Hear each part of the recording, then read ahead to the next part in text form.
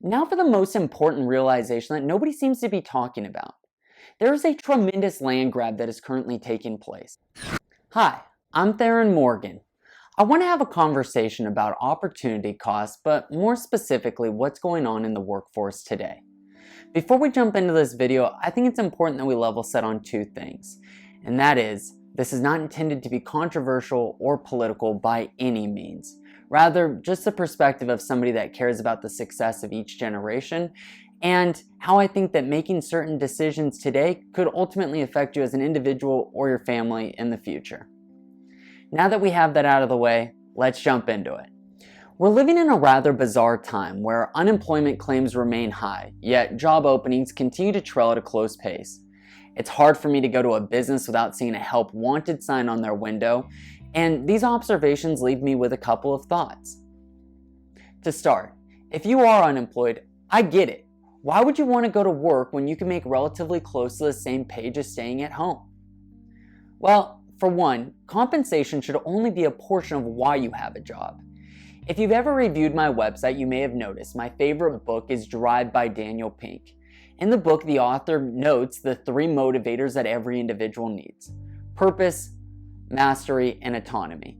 Purpose, the reason why you get out of bed in the morning; mastery, the thing you feel most accomplished about; and autonomy, the ability to be able to design your life and do whatever you want whenever you want.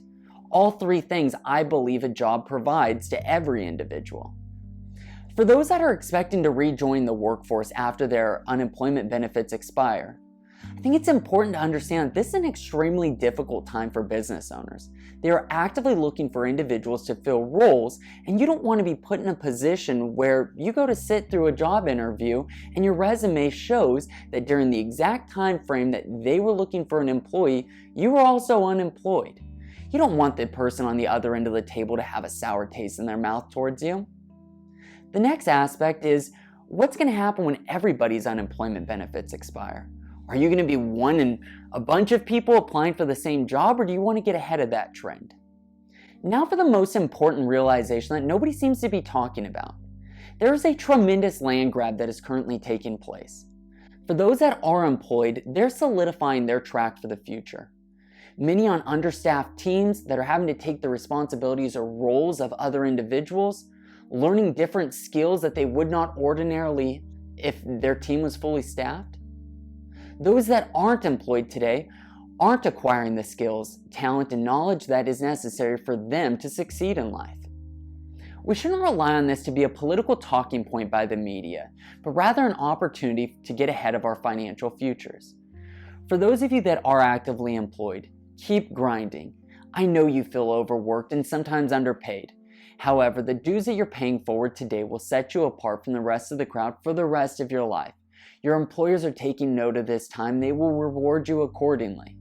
For those parents, grandparents, and loved ones of somebody that is unemployed, now is the time to act. If you need help with that motivational conversation, that wake-up call, or simply just putting a little spark to their step, feel free to call me or email me, and I'm happy to help facilitate that conversation. I'll leave you with this. These are just my observations, and I think that there is a tremendous land grab that's taking place. I hope that you're able to participate in it, and I hope that your family benefits from it in the future.